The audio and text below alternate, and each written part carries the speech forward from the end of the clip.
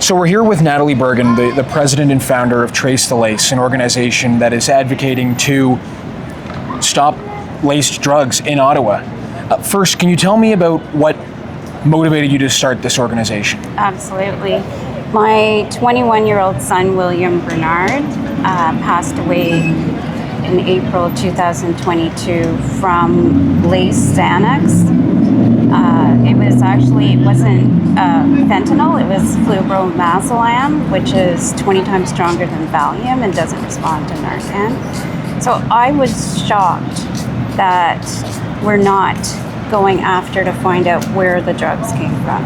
So that led me to do a lot of research. I found a government document from Public Safety, the 5th Roundtable of Substance Use, law enforcement substance use, and in there it talks about how Canada is now making our own supply of laced fentanyl drugs, supplying it within the borders of Canada, but also sending it out to the US, to Japan, and Australia. Right. So we're advocating for a law that will make those drug traffickers accountable for laced drug deaths, overdose deaths. And we're pretty close to identifying where that law can be, and we're looking for the police support. The Ottawa police has actually been very supportive, and we're looking to bring this across Canada. We want to get this law done so that we can put drug traffickers on notice. When you look at some of the policies that have been put in place in the city, safer supply programs, safe consumption sites, from your perspective and your experience, how has that impacted how has it impacted or changed the situation on the ground here in Ottawa? I can say that there's two opposite views here that are very polarized, and one of them is all about safe harm and the other one is treatment. We're not saying safe harm doesn't have a place. It does, but it's near schools, it's children are seeing this, it's near the residents, they're witnessing this. This is not healthy for the community. It's not healthy for the businesses. We are advocating for immediate government-funded addiction resources, whether it's residential, outpatient, detox. We want that available right away so that the person is able to make a choice. Right. And the decision right now in Ottawa for residential treatment, it's a 6-month wait list to get in. And so we're saying, no, let's give them some hope at the beginning and a way out. Right. So there has been a noticeable shift in dialogue at a political level away from the harm reduction and safe supply towards recovery models. Yes. Right. I know that the provincial government here has tried to transition some of the safe consumption sites in Alberta. They're trying to do recovery. Yes, exactly. I assume that your organization would like to see this progress. Yes. Because I found it interesting that on the political side, there's very little support left for the safer supply programs. Right.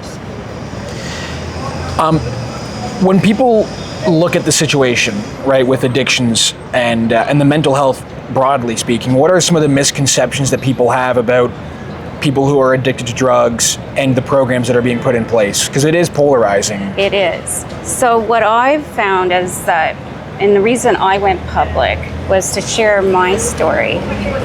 William wasn't the typical, like when people think of an overdose death, they usually often think about the homeless.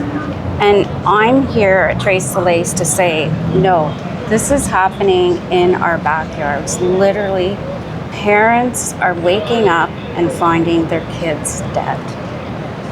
And so we are going to work on education, on educating youth on the risks of laced drugs.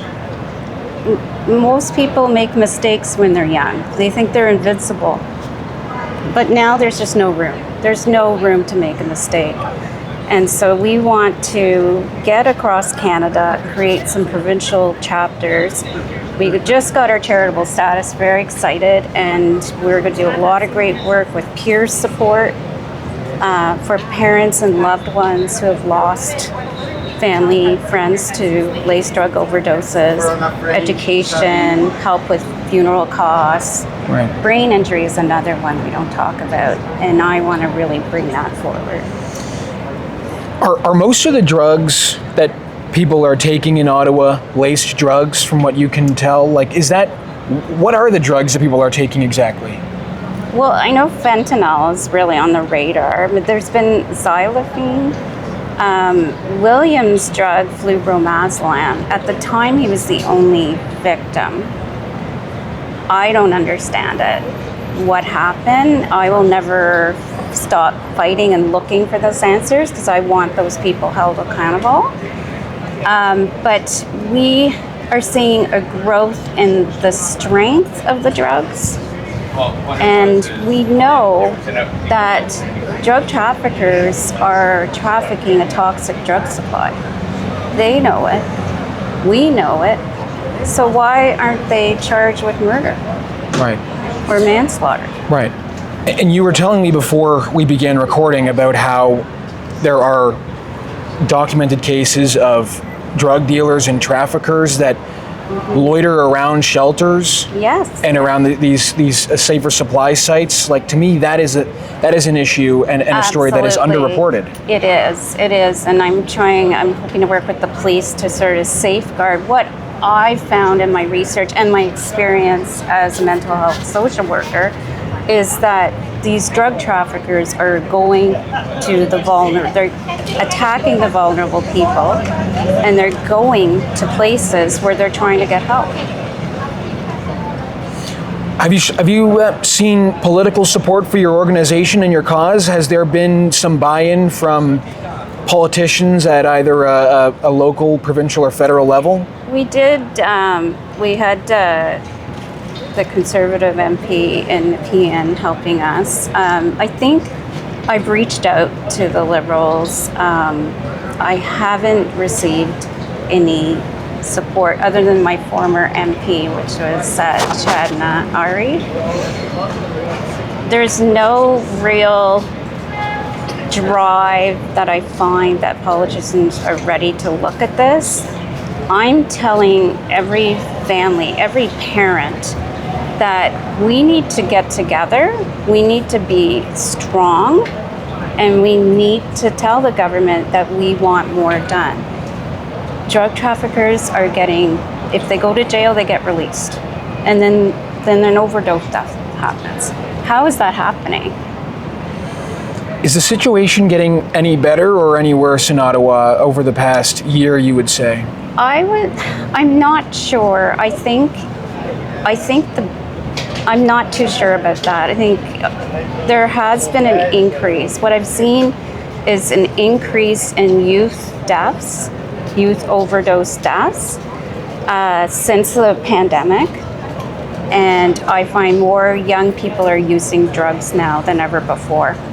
I read a report that youth contact with opioids in high schools. There was a survey conducted in Ottawa where a large number of high school students reported using opioids and having used opioids. Now, to me, that seems like it would be an emergency. Yes. And do you feel like it's being treated as an emergency? It isn't. I don't know why the attention's not on this.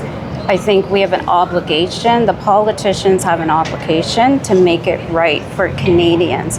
We don't have to be focusing on the US and what they're saying. We need to focus on what's happening in Canada. Right.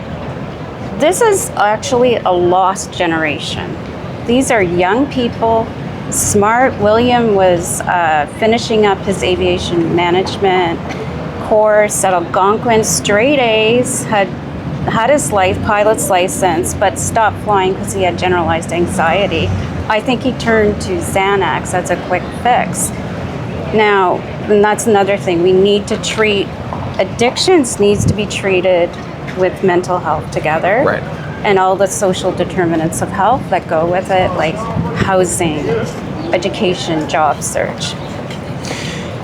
Is there a clash between that you've noticed between advocates for safer supply, the programs that operate safer supply programs, and those that advocate for harm reduction? Because it seems to me that for whatever reason, the two sides they're kind of fighting each other, and they're not really trying to work together. Yeah. Because to me that doesn't make any sense. Yeah, and that's what I found. They're both polarized. Right. They're looking at it as a left-right wing agenda, and we at Trace the Lace are saying there's no agenda here. Mm-hmm. We're not left or right. We're just fighting for our kids.